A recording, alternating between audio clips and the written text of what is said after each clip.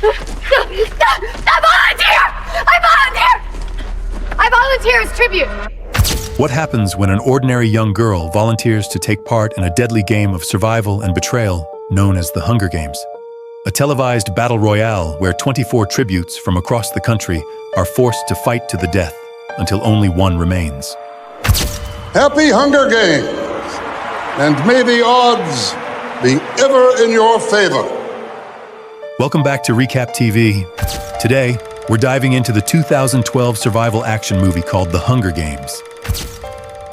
The story takes place in the nation of Panem, a country divided into districts that have lived under the capital's brutal rule ever since a failed uprising 74 years earlier. As a constant reminder of who holds power, every year the capital forces each of the 12 districts to send 2 tributes, one boy and one girl between the ages of 12 and 18, into a deadly competition known as the Hunger Games. We move into District 12, the smallest and poorest district in all of Panem.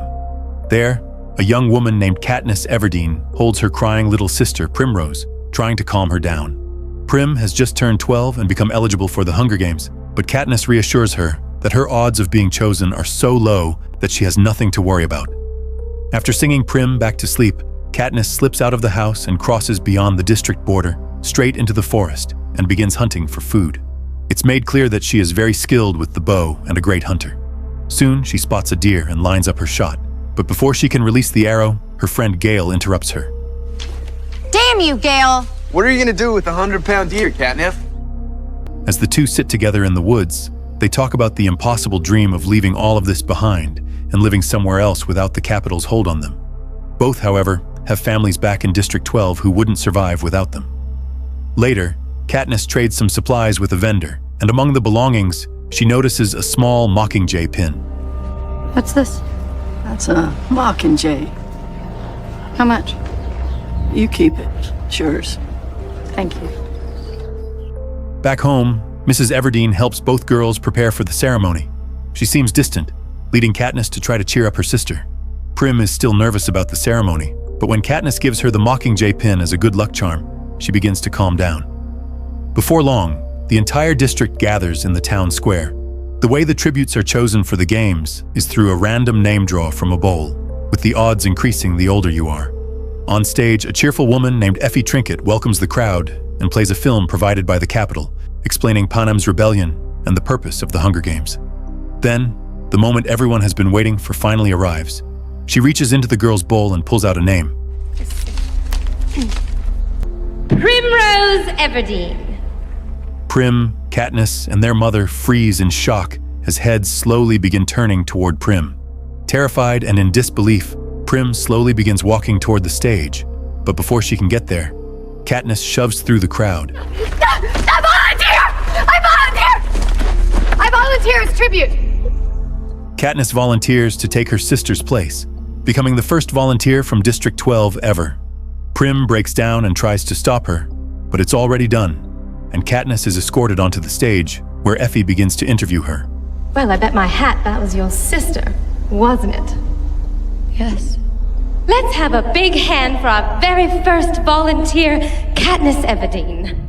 When Effie asks the crowd for applause, nobody moves at first, but then hands slowly begin to rise, each holding up 3 fingers, the silent sign of admiration and gratitude in District 12, offering Katniss a quiet farewell.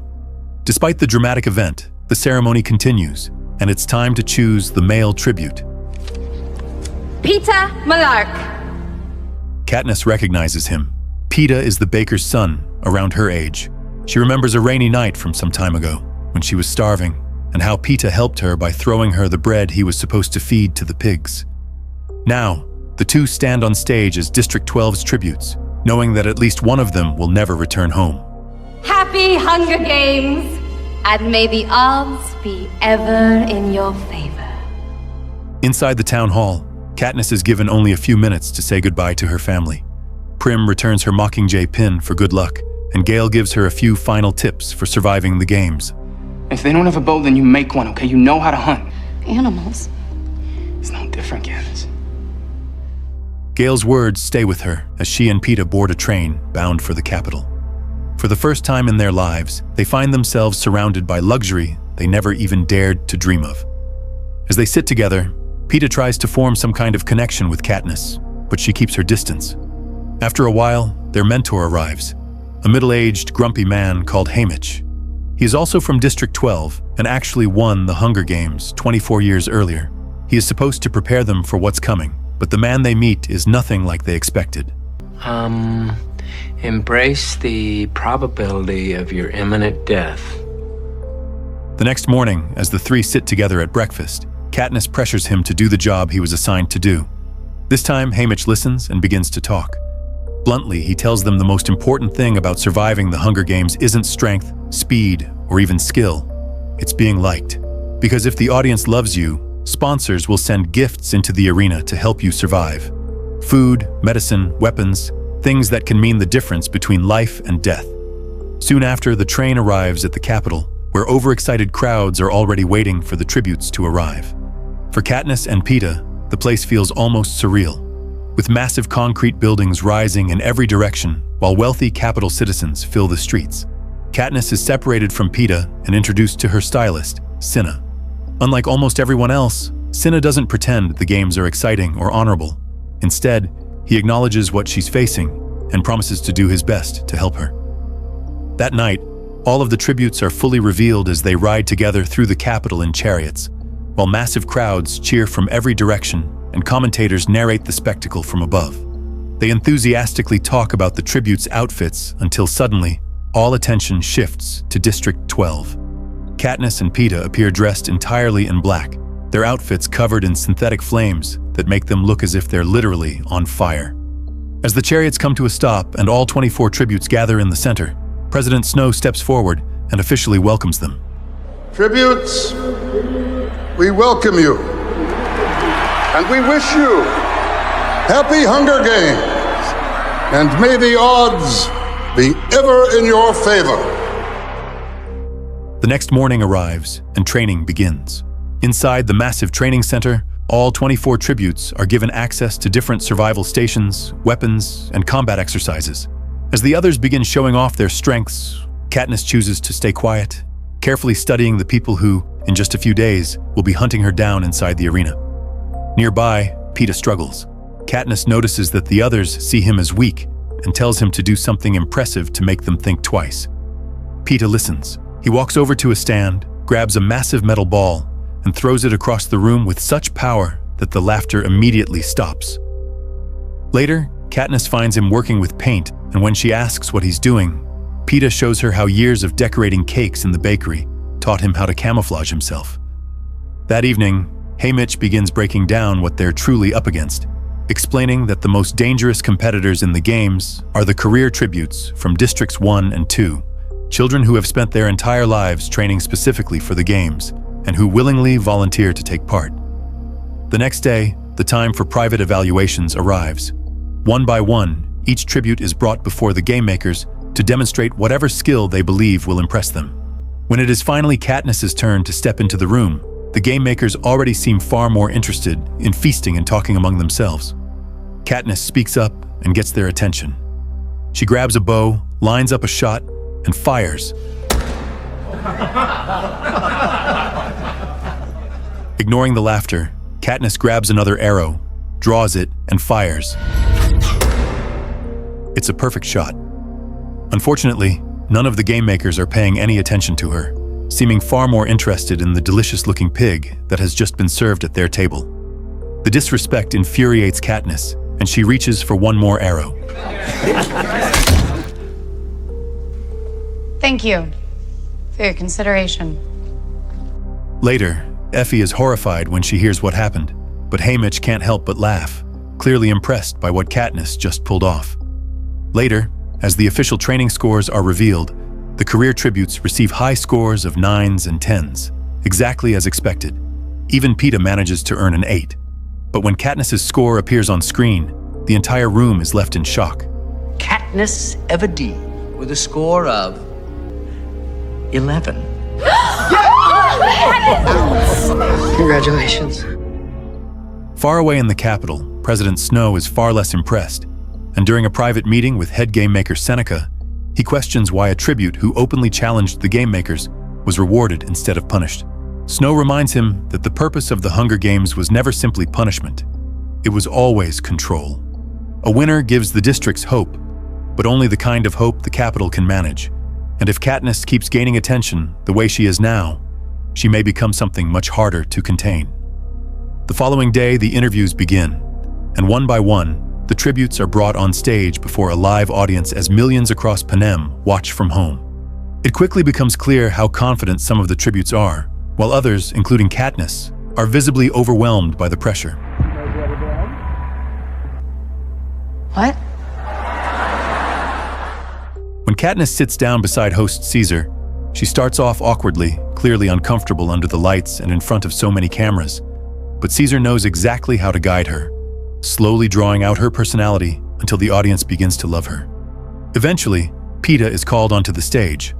Unlike Katniss, he comes across as naturally charming and far more confident in front of the cameras. Eventually, Caesar asks if there's someone special in his life waiting for him. Peeta hesitates for a moment, then quietly admits that there is someone he has had a crush on for a while. Caesar cheerfully tells him to win the games and ask her out afterward. Thanks, but I don't think winning's gonna help me at all. And why not? Because she came here with me. Backstage, Katniss immediately confronts Peeta, accusing him of making her look weak in front of the entire nation. Haymitch steps in and explains that Peeta has made her look desirable, and at this point, that can only help both of them. That night, Katniss struggles to sleep. As she wanders through the apartment, she finds Peeta sitting quietly by the window. This time, she approaches him differently, knowing he was only trying to help them both. Peeta doesn't hold it against her. Instead, something else is clearly weighing on him. He explains that more than anything, he wants to return home and have everything be the way it used to be. But to do that, he would have to win, and winning would likely mean doing things that would turn him into someone he doesn't want to become. The next morning arrives, and the start of the Hunger Games is finally upon them. Cinna helps Katniss prepare for launch, giving her a few final tips while secretly attaching the Mockingjay pin to her jacket. Katniss hugs him tightly and thanks him before stepping into the elevator. The platform beneath her begins to rise, and moments later, she finds herself inside the arena, standing in a wide circle alongside the other tributes. Every year, the arena has a different theme. This year, it's a forest, heavily favoring Katniss and her survival skills. In the center of the arena sits the cornucopia, packed with weapons and supplies, deliberately placed there to lure the tributes in. Katniss has already been warned not to go there at the start, because the opening moments are usually a bloodbath, where many tributes die almost immediately. Back in the districts, people gather to watch the broadcast, praying for their favorite tributes and loved ones, while the cheerful game hosts talk about the excitement of the moment. And then, the countdown begins.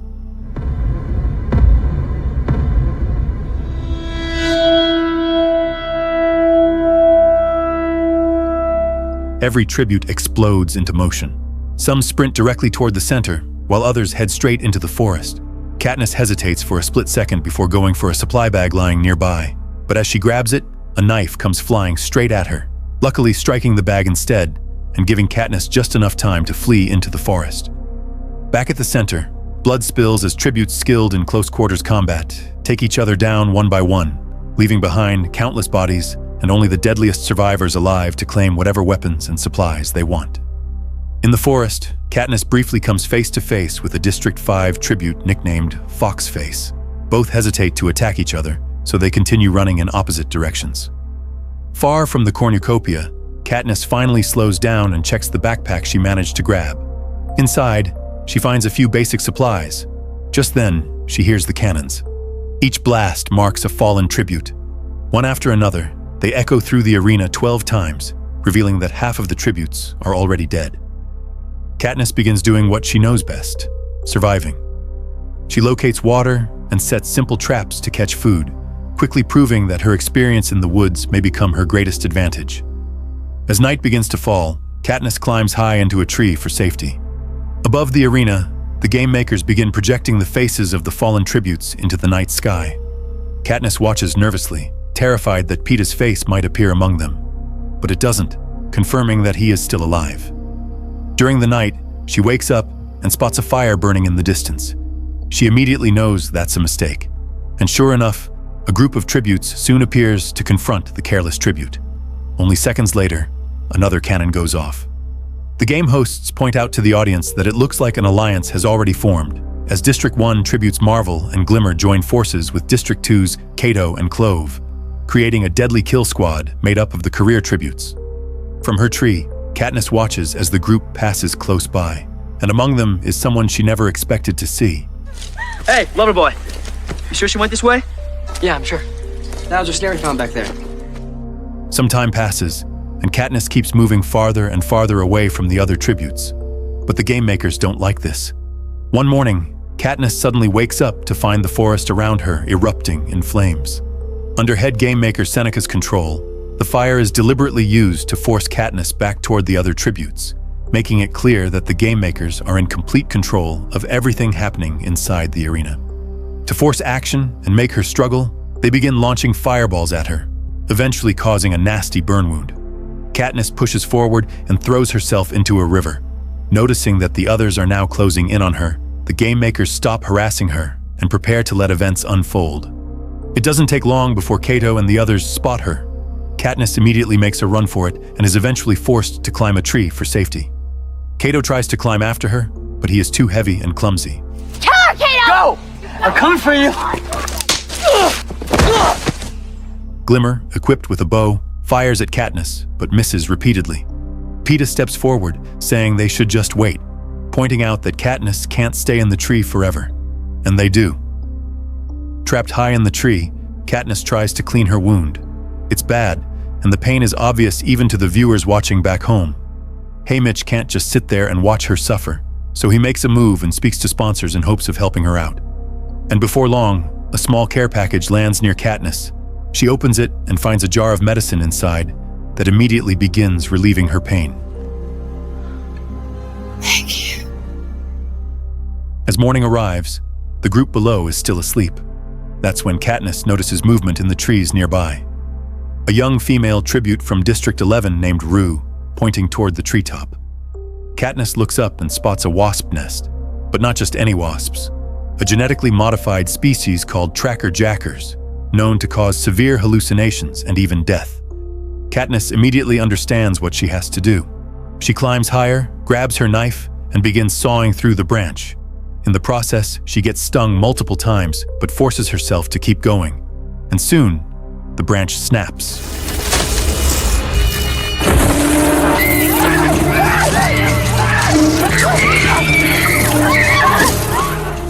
As the nest crashes directly onto the sleeping tributes, everyone scatters in panic, but Glimmer falls behind. The tracker jackers swarm her completely, and within seconds, she is dead. Katniss climbs down and quickly grabs the bow and arrows from Glimmer's body. However, the stings she suffered are already taking effect, and before long, she collapses. Her feverish dreams take her back to the worst day of her life, when her father and countless others died in a mining accident in District 12, leaving her mother so broken that she shut down on her daughters. When Katniss finally wakes up, she strangely finds her skin covered in leaves that have helped ease the effects of the stings. Looking around, she spots Rue hiding nearby. It's okay. I'm not gonna hurt you. It becomes clear that Rue has been watching over her for 2 full days, and while Katniss was unconscious, several more tributes have fallen. Katniss asks about Peeta, and Rue confirms that he is still alive and hiding somewhere near the river. She also reveals that the career tributes have settled near the cornucopia and gathered all of their supplies into one massive pile. Katniss gets an idea. Rue will create smoke signals to draw the careers away, while Katniss goes after their supplies. Moments later, Kato and the others spot the smoke in the distance and rush toward it, leaving a young boy tribute behind to guard the camp. Hidden in the tree line, Katniss prepares to make her move, but stops when she spots Foxface already running toward the supplies, hopping around certain spots before finally reaching the pile. Katniss understands. The career tributes have created a makeshift minefield around their supplies. The young tribute guarding the pile is distracted by Foxface as she runs off, giving Katniss her chance to act. But instead of going for the supplies directly, Katniss does something unexpected. She draws her bow, aims at a bag of apples sitting on top of the pile, and fires.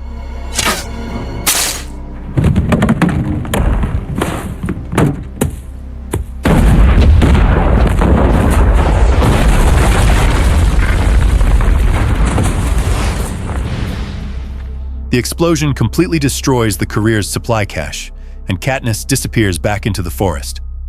When Cato returns and sees what happened, he immediately takes his anger out on the tribute left guarding the camp. Katniss runs toward the place where she and Rue were supposed to meet, but instead of hearing the signal, she hears Rue screaming for help. Katniss bolts through the forest and finds Rue suspended in a trap, struggling to free herself. Katniss cuts her down, but the noise has already drawn someone else.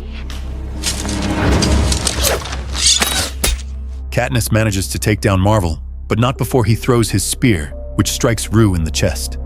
She collapses to the ground, bleeding. Both Rue and Katniss know there is nothing they can do to save her, so Rue asks Katniss to sing for her, and she does.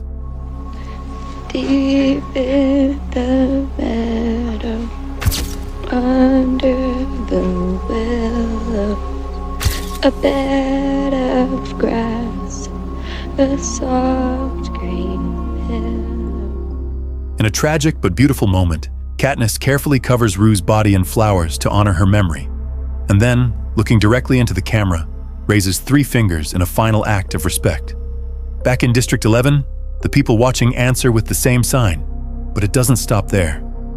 Katniss's gesture sparks something much bigger, and before long, the people of District 11 begin rising up against the Capitol's guards, sending the entire district into chaos. Back in the Capitol, President Snow voices his concern to game maker Seneca, warning that Katniss inspiring people to act against the Capitol could grow into something far more dangerous, and he strongly hints that Seneca should get rid of her. Soon after, an unexpected announcement echoes through the arena. There has been a rule change. If 2 surviving tributes come from the same district, both will now be declared winners. The moment Katniss hears it, she rushes to find Peeta, and after searching for a while, something suddenly grabs her. Oh my god, Peeta! Peeta! It's Peeta, completely camouflaged among the rocks. His leg is badly wounded, so Katniss helps him into a nearby cave where they can hide. As his condition seems to get worse, Peeta grows emotional, opening up about his feelings for Katniss and telling her she needs to leave him before he gets her killed too. Katniss refuses. Later, another announcement echoes through the arena, informing the remaining tributes that at the cornucopia, there is something waiting that each district's tributes need most. Katniss and Peeta realize it has to be medicine for Peeta. She prepares to go get it by herself, but Peeta stops her, begging her not to risk her life for him. Why are you doing this?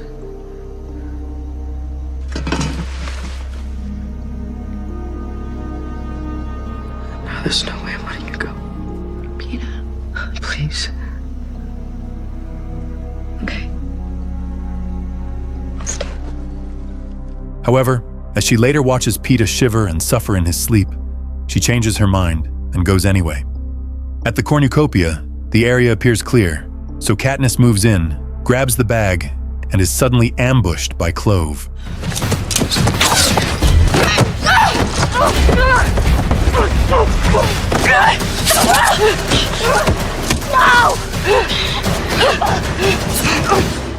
Clove attacks Katniss and quickly overpowers her, pinning her to the ground, while cruelly speaking out loud about how they killed Rue.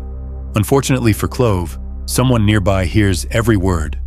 Thresh, the male tribute from District 11. You kill her? I heard you.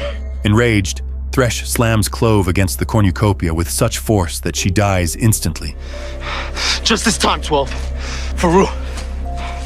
Back at the cave, she wakes Peeta and immediately applies the treatment to his infected leg. At first, Peeta is frustrated that she broke her promise and risked her life for him. But as the medicine begins working and the pain starts fading, the moment quickly turns emotional again. By the next day, Peeta's leg is almost fully healed, and the two realize that as the only pair left in the game, they actually have a real chance of winning. Together, they begin searching for food, until suddenly, the cannon fires. In full panic, Katniss calls out for Peeta, and moments later, he appears. However, in his hands, he carries a handful of deadly, poisonous nightlock berries. Nearby, they find Foxface lying dead, holding the same berries in her hand. They quickly realize she must have been following them and stolen some of the berries without knowing they would kill her within seconds. What are you doing? Maybe Cato likes berries too. The arena begins darkening, a clear sign that the finale is near. Now, besides Katniss and Peeta, only Thresh and Cato remain alive. And for the final tributes, the game makers have something special planned. Before we move on to the final chapter, if you've enjoyed the video so far, don't forget to hit that like button and subscribe for more recaps like this. Now, let's see how this all plays out. As Katniss and Peeta move through the dark forest, strange growls begin echoing around them. Then, Thresh's painful screams tear through the night, and seconds after, the cannon fires. Katniss and Peeta look around in panic as the growling gets louder, and suddenly something attacks.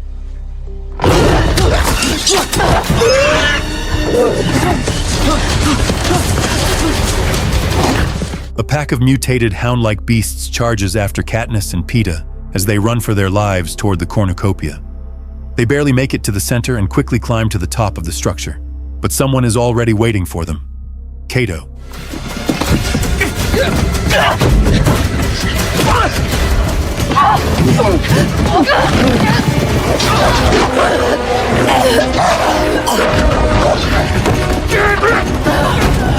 A final brutal fight breaks out on top of the cornucopia as Katniss and Peeta battle Cato, while the hound-like beasts below leap and snap at the structure, fiercely trying to reach them. Eventually, the fight reaches a stalemate.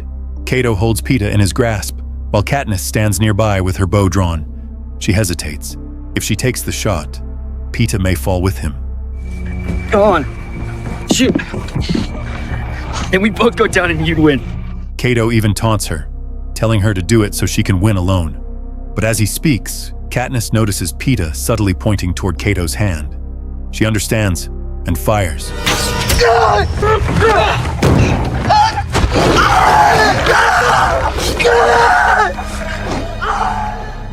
As an act of mercy, Katniss draws one final arrow and ends his suffering. The arena falls silent. The hounds disappear. As the sky slowly brightens again, Katniss and Peeta make their way down, believing they have won. But then, there's one more announcement. Attention tributes. The previous revision, allowing for 2 victors from the same district, has been revoked. After a long moment of disbelief, Peeta urges Katniss to kill him. Katniss refuses instantly. Instead, she reaches into her pocket and pulls out the nightlock berries. As one final act of defiance against the Capitol, the two prepare to eat them together, choosing to leave the games with no winner at all. Every single pair of eyes across Panem is watching the moment unfold. Together? Together. Stop! Stop! Ladies and gentlemen, may I present the winners of the 74th Annual Hunger Games. It's finally over, and both Katniss and Peeta are declared the winners of the 74th Hunger Games. Publicly, they are treated, celebrated, and presented as champions. But Haymitch warns Katniss that the Capitol will never forget how she defied their control. If she wants herself and the people she loves to survive what comes next, she must keep pretending that everything she did in the arena was simply an act of love instead of defiance. Soon after, Katniss and Peeta return to District 12, where they wave, smile, and continue playing their parts as a loving couple while the crowds welcome them with joy. At the same time, head game maker Seneca is escorted into a locked room where a bowl filled with nightlock berries waits for him. Because back in the Capitol, President Snow isn't smiling, clearly seeing through Katniss and Peeta's act. In his mind, Katniss giving people hope has already become something dangerous, and one way or another, it has to be dealt with. Thanks for watching. I'd love to hear your thoughts in the comments. And if you enjoyed the video, make sure to like and subscribe. Catch you in the next one.